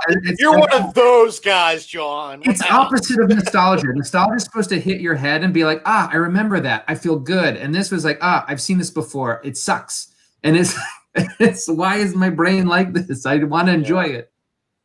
Enjoy it. Ignore your brain. Yeah. I can't. Just choose to. Just hit yourself in the head with a bat and go, shut up, brain. I'll say that I appreciated it the second time I started watching it, once I realized that of my predispositions, let's say, I understood why I didn't like it. And then, actually, I just finished the second season where they introduced the Jedi character. And that's actually Jedi? when my enjoyment of it started going down because it became more part of the universe. Well, yeah, it is part of the Star Wars universe. What do you mean became more? What? I'm with you, Andy. Right. I love the fact that they When threw it was a Ahsoka separate thing, I was more invested. But then as soon as like you connect it to like another thing, I'm like, all right, fine. I guess. I guess I'm still invested. Ahsoka's And like you one know of my what? favorite characters ever from the Star Wars universe. What is it? And it's Ahsoka. really no, it's really smart. Not a Jedi, by the way. She's a Force wielder, but she's not a Jedi. She left the Jedi Order. And you'd know that if you watched Clone Wars. I'll tell you this, is that it's really smart writing and development in the fact that they get you enwrapped into the figure of the Mandalorian before they introduce that character. That's smart writing and smart. I mean, they didn't introduce something that may make people who are new to the series or new to the universe dislike it until the second season, over halfway in. And in terms of like planning out the art of it, that's really smart, I think. Yeah, I would agree. Yeah. And Susan Skeptic, I think said something great. There's Filoni clear. and Favreau do the best thing with live action Star Wars in ages, and I agree. Agree. Yeah. Oh yeah. I'd say the Mandalorian is the best of whatever has happened in the Star Wars universe for quite a while. What blows my mind is about like the three main movies that Disney did is I can't believe they didn't have like a thread at the beginning. They literally just seem to go movie at a time, which seems insane. It was so bad you think DC did it. Yes.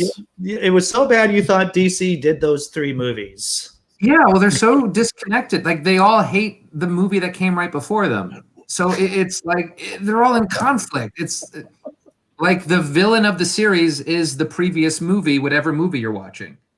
It's very weird. I would say the middle movie was probably the best of the three because it wasn't a retelling or trying to hit all the memberries or whatever you want to call it. You know what I mean? It was still a train wreck. I agree. It wasn't great. I agree, actually. But it was. And I think it's a very it bad was still. movie.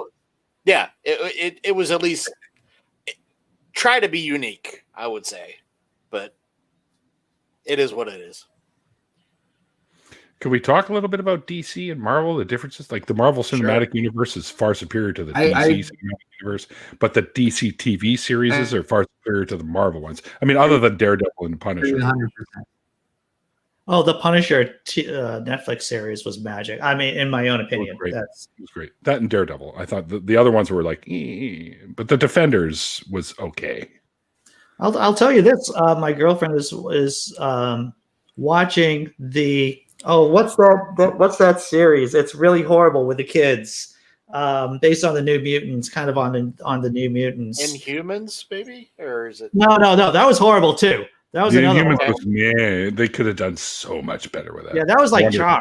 That was like the production team of Charm decides to like invade the MCU and to make an abortion of a series. Good one. You know, that's what it was. I love Doom Patrol, Titans. Those are great fucking shows. Yeah. So in terms of I'll confess, I have not watched a lot of DC television. Dude, their TV stuff is really good. That's what I keep hearing, but I keep now seeing going to be on HBO Max, by the way, because DC, the DC thing is being kiboshed. Right. No, Luke Cage was garbage, and Jessica Jones was even more garbage. Sorry. Jessica Jones was garbage, and I'll agree with you with that, sir. But once again, how are we going to get into these arguments about job? Luke Cage was the best piece. It was trash. I mean, and I'm talking from a guy that read these in the 70s, 80s, right? And well, except for Jessica Jones, she didn't come around till the late 80s. But right. However, I will give Jessica Jones show props for having David Tennant play Mr. Purple. He did a pretty good job. I'm going to say Rosario, and I forget what her last name is. She was in she plays the Jedi character in Mandalorian as well as in Red. Roseanne Dawson. Yeah. Okay, so I first glommed onto her when she was in Rent, the movie version, and now she's like blowing up everywhere. She was in Luke Cage, and now playing this Jedi character with this whole. And I know that I'm committing a sin, a secular sin, not knowing what her name is properly. Neil, the 604 atheist. Which one? The Jedi character with the two unrealistic swords. Ahsoka Tano. Yeah. Ahsoka Tano is her name. Yeah. She's a character that started in the Clone Wars. And her sabers are white because she is not a Jedi. She's just a Force user. She was a Jedi. She was Anakin Skywalker's Padawan. So, yeah. See, right? The whole. Oh, I did not know that. That's a little piece of information. See, this is the stuff I like better when I didn't know. Badass. As soon as I see the string on like the detective corkboard map of everything, like, oh, they all connect. Fuck this show. Pins and strings and yeah. And Well, of course they all connect. I know. I'm just being fussy. You enjoy the illusion. Susan makes a good point. She was Anakin's Padawan, even though Anakin never actually rose to the rank of master. So, right, and I thought that was BS, to tell you the truth. The idea that they just, for a cartoon series, Clone Wars, they just happened to put in. I feel that was the breaking of the universal rules within the. There was a breaking of the rules in the universe, right? Yeah. Which part? The Prime Directive. Well, not that. I like what you did there. What you did there. The idea that Anakin, though not being a master, could have a Padawan. Tell me the apologetics of that, Neil. Normally, because Anakin was probably the highest count of midichlorians anyone's seen in like forever, they were a lot more because he was the chosen one. So they were a lot more lenient with Anakin Skywalker than they would have been with any other Jedis. And I believe they even mentioned that somewhere in the series. But yes, he was given a Padawan before he reached master status. So they were hoping that it would help him get to master status faster. But they were a lot more lenient with Anakin than they were with many other Jedi. So there you go. Well, that worked out well for them. Yeah, because he ended up becoming Darth Vader. Oh, spoiler. Sorry, buddy.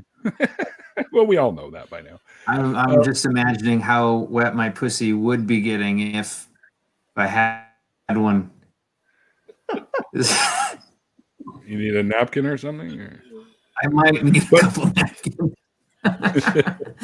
But Susan, yes, Ahsoka does appear in Star Wars Rebels as well. And actually, they're talking about the new Book of Boba Fett series that's coming out. Oh, yeah. And they're saying that there's rumor that they might bring Sabine Wren into it, who was one of the people to sort of bring the Mandalorians back together during the Star Wars Rebels series. And she was the last one until recently on the Mandalorian that we knew of that had the dark saber, the black saber. Yeah. She was in control of it. Yeah. Yeah, you saw it. They have Gus on the Mandalorian. Someone is very happy about Star Wars in the chat. Yes, absolutely. Well, Susan is one of the. I would, if I don't know something about Star Wars, I always turn to Susan because she knows her shit, or she knows her shit that she's talking about. Would you say Gus? Is that what you're saying? I'm saying Gus from Breaking Bad. Right. What is it? Giancarlo Esposito. He's great. I love him. Fantastic. Yeah. Well, I tell you what, I think currently the best show is The Boys. Oh yeah, that's so good, man. Yeah, I think that's the best show. Superhero shows should be. Although, okay, I've read the original comics, and they. Oh, here he goes. He's going to shame the rest of us. No, this is not a shame. I'm actually going to give them props because in the comic books, the boys do have powers. Oh. But they stripped the powers away from them all, so they were more humans going up against superheroes, right? They do have powers in the comic books. Oh, wow. But they were injected with Compound V to get the powers. And they haven't done that with the show yet. I don't know if they will in the future, but in the comics, they do have powers thanks to being forcefully injected with Compound V. So I like that they stripped that away because it seems a little bit more, if I must use the word, realistic. Yeah. Like what average Joes would be like going up against superheroes. Yeah, I think they did a pretty and fuck, dude, come on, Carl Urban, the guy's pretty much awesome in everything he does. Yes, he is. Thank you. I agree. Yeah, like him as Bones in the Star Trek franchise they rebooted. I was like, oh my god, he's like fucking nailed that shit. Yes. The mannerisms and everything, right? Absolutely. And I'm an old original Trek fucking nerd as fuck, so you have to impress me, and I'll give them props. They did pretty good with the reboot, but I like the first. It'll never have the charm. Yeah, I like the first first movie, one. but that's about it. I mean, I kind of like the last Con one. Fuck. Oh, I hated that. Oh my, fuck What JJ. are you Abrams doing, anyway. man? But yeah, that just. Yeah, fuck Abrams. Yeah, no thanks. Yeah. Well, who screwed up childhood more, JJ Abrams or Michael Bay? Oh, Michael Bay is an abomination. Right? He should have never been given the reins for the Transformers. Or G.I. Joe. Didn't he do that too? Yeah, but I wasn't as unimpressed with the G.I. Joe as I was with the Transformers. Okay. I think the Transformers is unwatchable. Yeah. I gave it a good faith effort a couple of times, and But it's John Boyd's in it. Well, Shia LaBeouf, like Shia LaBeouf, yeah, in there. Yeah. Oh, who was the chick that got that? Megan Fox. Megan Is that Fox, her name? and she turned into a train wreck after that. Too. Yeah. Anyone watch Primal? Primal. It's the only show I've been watching recently. So. Primal's actually that's been around for a while, and it's kind of cool. But I'm waiting for the new because I guess there's a new season supposed to be coming out soon. I'm clueless. What's Primal? So it's Gendy Tartakovsky's animated. It's a silent adventure comic about a caveman and his best friend who's a T-Rex, who they suffer a horrible tragedy, and they develop sort of an alliance, and they have to fight like Frazetta-inspired monsters and ghouls across a prehistoric hellscape. It's awesome. What's it on? Primal, I saw. Where can I watch this? What was it on? Might have been on Hulu. Where does anyone know where it was? Where was it? Primal. I don't know if I should say something, but there's a thing called bflix.to. Okay. That sounds like something I'd be into. I like a lot of the. Who remembers Liquid Television? You know, when MTV was actually cool. It's like that.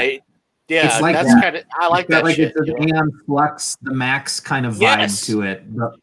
But with heavy metal, like the magazine. All right.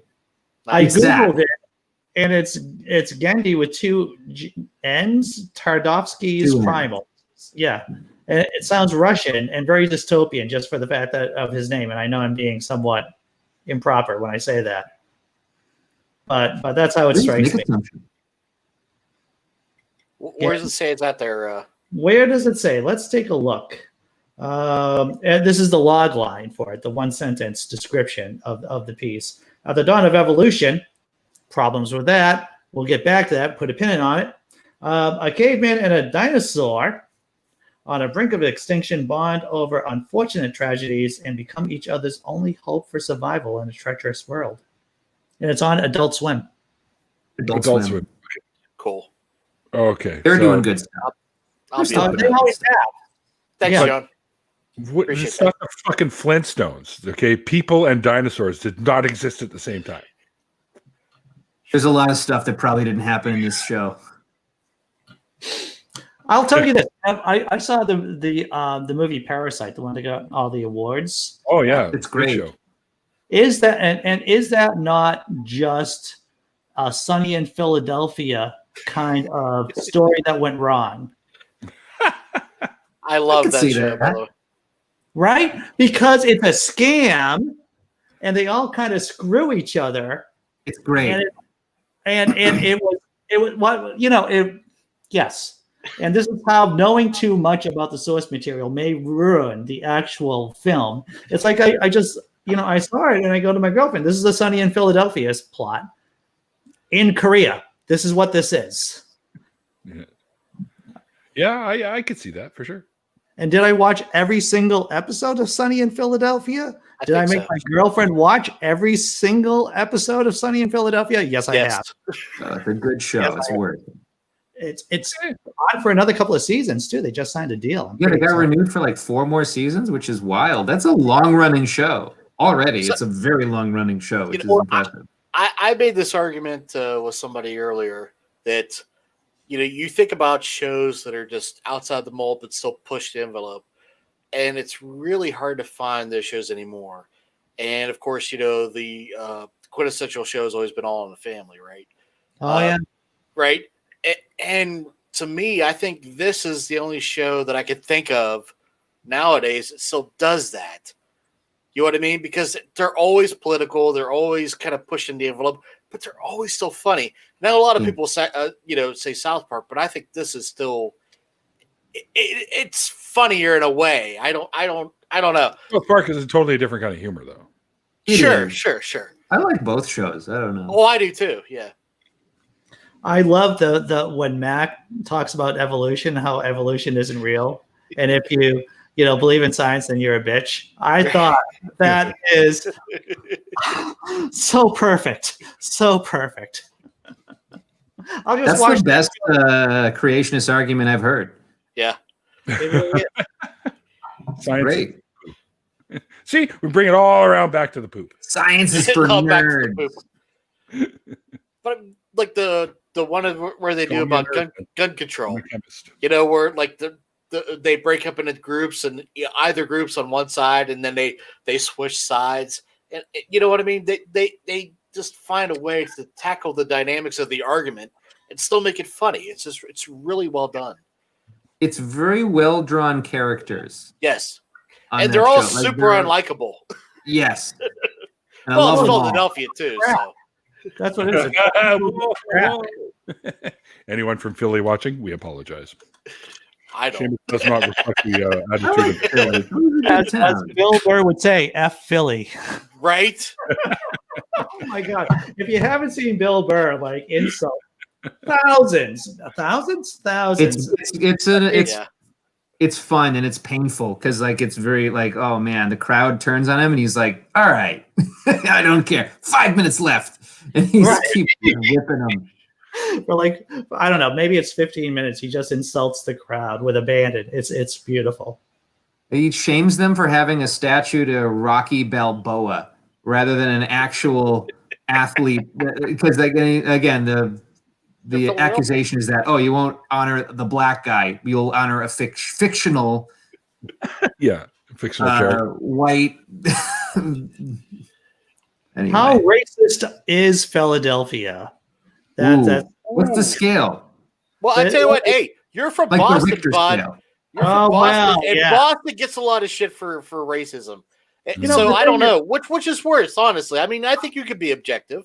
Philadelphia or Boston.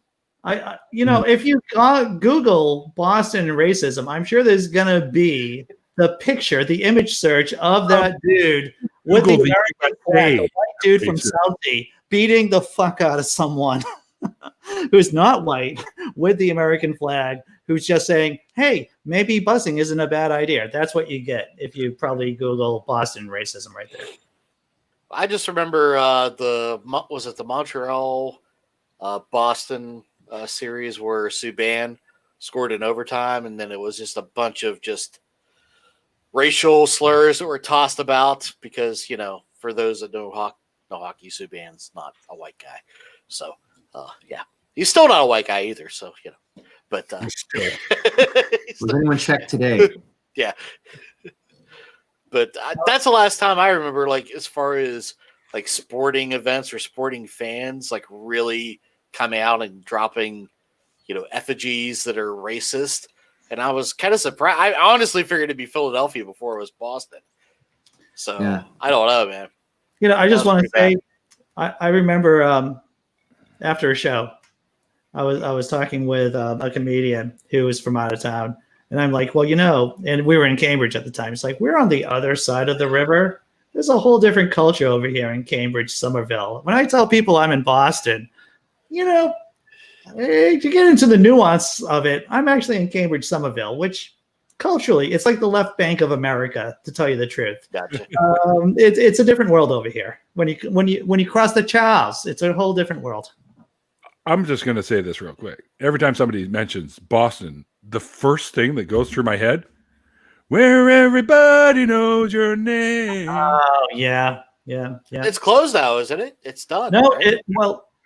before the pandemic, I brought my girlfriend over there. No, I didn't bring her. She insisted on going over there. She's from Colorado. She's in the chat there, so careful. She is in the chat, and she will attest to this. She saw her first proper Boston rat too that night. Oh, geez. It was the size of Volkswagens. It was like a Norwegian rat that would bring the plague onto Western Europe during the Middle Ages. That was the worthiness of that rat. But we went into the Cheers, tourist trap, and we had a couple of drinks. Well, can I ask a question before you continue, though? Is this because, maybe I'm just been, fed a bunch of lies, but there's the Bull and Whip, which was the actual original place, and then there's like this pseudo Cheers. Am I right? Pseudo Cheers. Yeah. Okay. It looked like it went on TV. Yeah. Right. So here's the sober girlfriend, who is my better half, of course. The original bar that inspired Cheers is open. The replica of the Cheers has been closed. Okay. Thank you. And tell me if this is the most horrible thing about the pandemic, is that your favorite bars and clubs are closed now. Well, okay. So here's a question for our Canadian friends. I don't have favorite bars. I got a pub that I go to. All right. This is what's really messed up. Okay. And as you know, the guys to the left of the screen, or my left, my best friend is in Ireland, and we talk to people in the UK and stuff. So over there, if the quarantine happens, right, if there's a quarantine in your area and shit has to shut down, they actually pay the employer to pay the employees because of quarantine. But guess what? In the US, that don't fucking happen. So you're just SOL. Does that happen in Canada? We have a version of it here. Okay. A lot of people are getting help from the government. Yeah, there's CRB. Yeah. So, really, this is, people are like, well, this is just a big government grab. Well, it's definitely going to be a monopoly at the end of the day. You look at, Amazon and all these other businesses that are just making, hand over fist and money, and all these little businesses. Like shit. Right. Yeah. And all these little businesses are getting closed, and they're never going to open up. Mom and pop are getting screwed. Yeah. So, and then now we're going to get $600, I hate to break this to you. Even with, if the pandemic had never even happened, that was still going to happen. Sure. But And it's happening a lot faster at a bigger degree. So. Yeah, the pandemic is just an accelerant that just kind of amplified whatever trends was going on to begin with. Yeah. Yay, capitalism. They can't It's not afford going to be a one world government. It's going to be a one corporation that you have to buy from and everyone works for. What do you say? No, seriously, like that. The mom and pop stores, even without the pandemic, still cannot compete with the prices of big box stores. It's just it's the economy's changing that way, right? Yeah, people aren't even going out to shop anymore. 80% of the shit I buy online now. Yeah, there are always boxes. Helmet. Always boxes, day after day. And it's good. Don't get me wrong, because I haven't been out of my house for days at this point, and I haven't needed to be out of my house for days. Right. But I don't understand how small business owners survive. And this is the real, Andrew Yang. He was my second choice in the primaries here, and he understands the fact that our system will not survive without every person who needs money will be able to survive without getting some money from the government. Universal basic income. It's a radical idea now, maybe, but in 20 years, it's going to be a necessity. And it was the idea of the FDR. Outlier for. Oh, sorry, didn't mean to. No. Go ahead, John. Go ahead. Yeah, you're the guy. America seems to be an outlier during this pandemic because most industrialized nations seem to have been giving money to people for staying home and being like, look, we understand you still got to pay rent. You got to do this. So here's $2,000.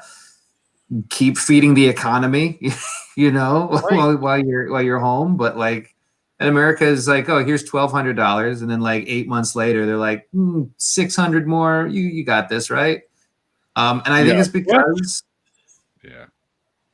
it seems to me like I don't know, the people in government, either they don't care or they're so removed from it that they genuinely don't understand how poor most people are. Because most people in government, I think, have money and they have means. It's a bit of both. Americans don't understand that we are a third world country with a first world military. Yes. We are the Soviet Union in the 1980s. And it is a bitter pill to take. And I've only just wrapped my mind around it recently, too. But we are a third world country with a first world military. Amen. Yeah, but you got PlayStation, so you preach it, brother. I'd like to say something, girlfriend. I do shop mom and pop stores whenever I possibly can. Even online, I do the same. Like I'll order from like Dine and Dash, the DoorDash or whatever, and skip the dishes and Uber Eats and all that shit. I will intentionally go to like we'll say the fucking local mom and pop fish and chips place and order food from them. I'll always try to support local places over big corps most of the time. I support the Dine and Dash where I can get penny candy by the tens. But yes, I'll definitely opt for that over a big boxer unless it's something I can only get through, like Lego. I can only really get Lego through, right. The mom and pop ones are usually exorbitantly overpriced, but yeah, you're not going to get this for a better price. This is the Razor Crest. I'm getting mixed messages from this. And you are correct in getting it. Turn into like an ad, man. I will always try and do the local shops over the big box whenever I possibly can. Sure. That's what I mean. Well, to speak to Andy's point, though, too, about the UBI thing, it's not a radical thing, Andy. I mean, this is what the basic idea of minimum wage and all these things were whenever they, the inception. It was supposed to stay on course with the cost of living, and just, through political bullshit and chicanery that they've found ways to step away from it and just, show every coin that they can to their donors instead of us. So with more jobs and white collar jobs going into automation, there will just be not enough jobs for people that can make a livable wage. Yep. And it's as simple as that. I'm not a math person. I'm sure there's a graph somewhere that shows the trend line. There's always a graph by smarter people than me, certainly. And if you don't have universal basic income, then people will starve. They will not be able to afford a roof over their head. They will not be able to get food in their belly.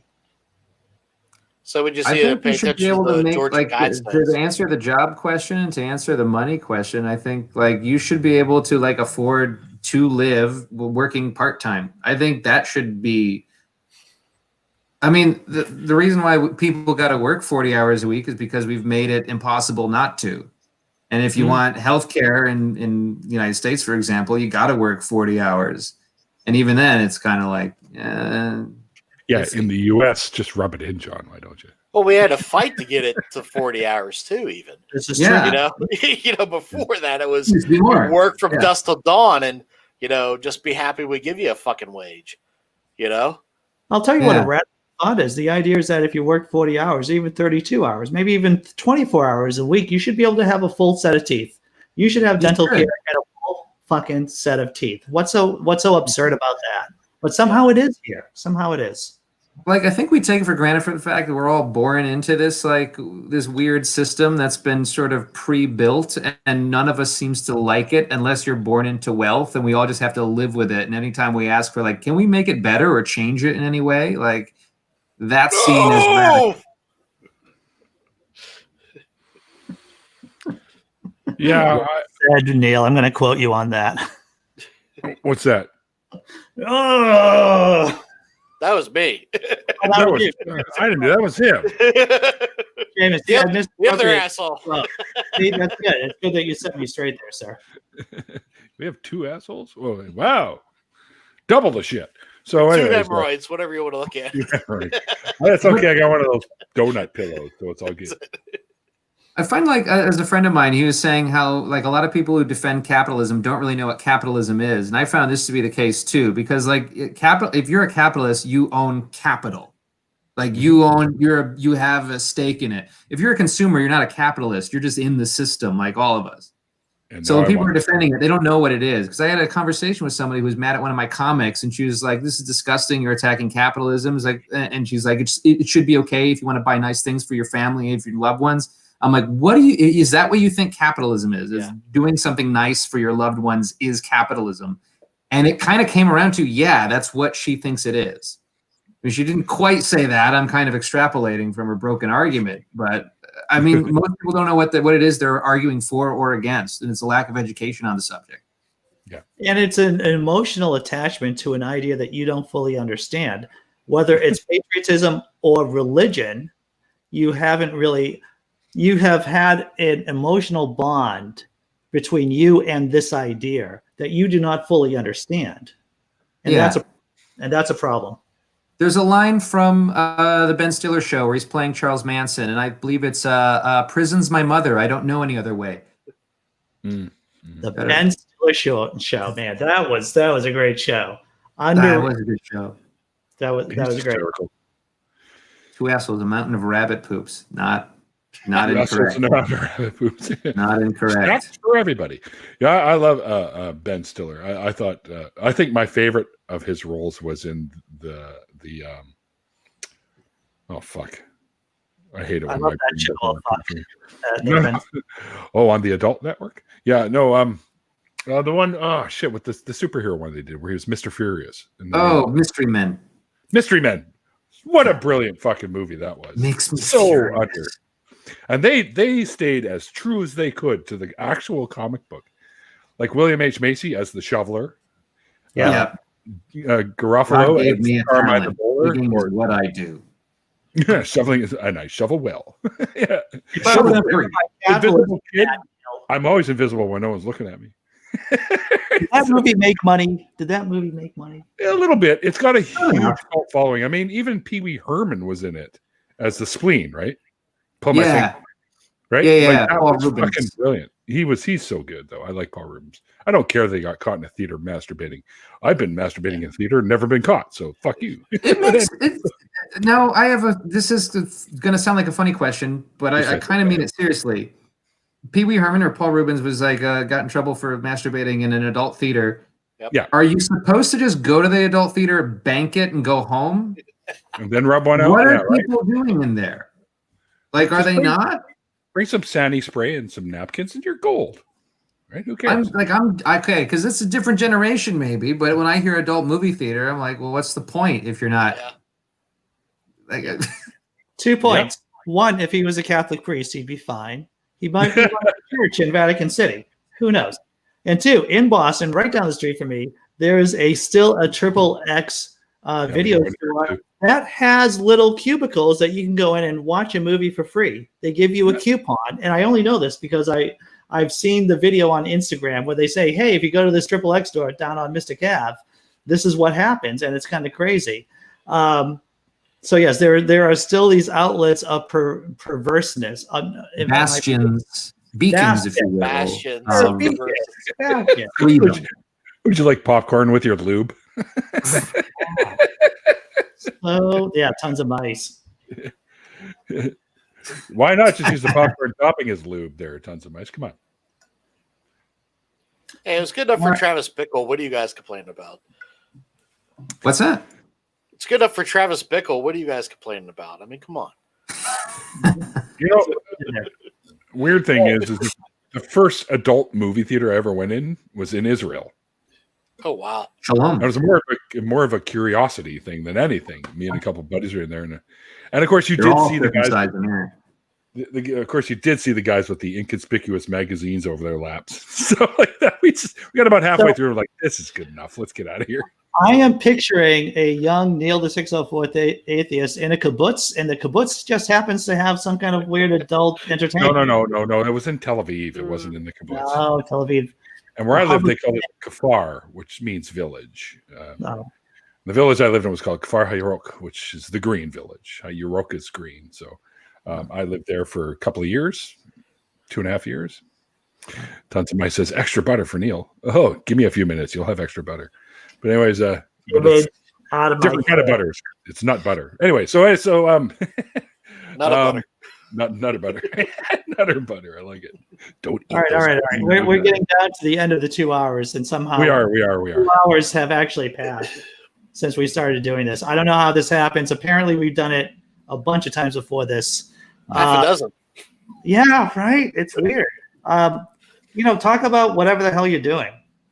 Start about talking poo, and now we're talking jizz. Or butter. I'm sorry. Welcome to Drinking Out Loud. We've come full circle, Jer. All right. We'll be serious for like responsible internet YouTube people. Jonathan Borello, what do you got going on? I'm making comics as always. Not doing stand-up so much anymore these days, but you can follow me on Pathos, on Webtoon, on Instagram, on Twitter. My handle is Big Insane Happy. It's right there. Blinky and Fell on Pathos and Barb on Webtoon. Check them out. Excellent. Yeah, the web comics are great. I read a bunch of them today before we got on. Thanks So a lot, man. know a little bit about those. Are great. I compared them to Zippy, old school Zippy. Zippy the Pinhead. Nice. To my girlfriend. That's what I did. It wasn't Zippy the Pinhead? Yeah. I thought remember they were in a similar league. Yeah, the old Zippy the Pinhead, and was it Axe Cop? I think is another one that was really Axe cool. Cop was Axe Cop is fun. Axe Cop is Brilliant. a revelation. It's an epiphany. They're making a movie. Brilliant There's idea. talk about them making a movie. They're making a movie of Axe Cop. Yeah. Hey, I was excited when they decided to do Judge Dredd until the Stallone version came out, and I was like, "Fuck you, this is fucking garbage." Still hasn't been done right, has it? No, the new one is much better. I heard so? the new one is good. Yeah. The newer one, it's a few years old now. Yeah, I know. They were not way the more Stallone dystopian and the guy playing Judge Dredd was much better at it than Stallone. I'll have to check it out. Seamus, what do you got going on over there? Like I said, we're gonna double down to some more whiskey related episodes. Not just drinking, we're talking whiskey. More historical cracks. We have Yavar. What's that? I've been on your show twice now. That's right. We'll get you back on even more, man. So yeah, we're gonna do more of those. Yavar, I think if I'm pronouncing his names right, is a upcoming guest, and also we're gonna talk to a flat earther. So we've been getting called to. Yeah, well, we've been getting asked to do a little bit more of a not debate style, but a little bit of opposition. So we're gonna try to mix it up a bit. So Axe Cop on him. Yeah, that's it. So we'll see where it goes. So that's where we're at. Cool. And Neil, the 604 Atheist, what do you got going on, sir? Well, I come back in on January 2nd. I'm on my usual holiday break. So season, what will it be now? Fuck, I think it's going to be season 4. So coming up in January with the Sakari, who I will be interviewing on Saturday, January 2nd at 5 p.m. And then I've got Martin Robert, who's one of the co-hosts along with me and others for the Nonprofits, which I'm now a regular co-host on that show. And Crimson, who you've probably seen on Utah Outcasts show, will be joining me on Thursday, January 7th. And Zachary Davis will be Saturday, January 9th. And then I've got a bunch of open spaces and more stuff. Like B, who's I think is still in the chat, will be with me on January 23rd. Was supposed to be with me recently, but we had our times confused. And so things got screwed up. And of course, sometime coming in the new year, we're shooting for early spring, will be the True North Talk. And of course, I'm also the co-host of Nonprofits, so go over to all those channels and give them a good thumb or a sub or whatever the hell you do on YouTube now. Yeah. And of course, I do this once a month too.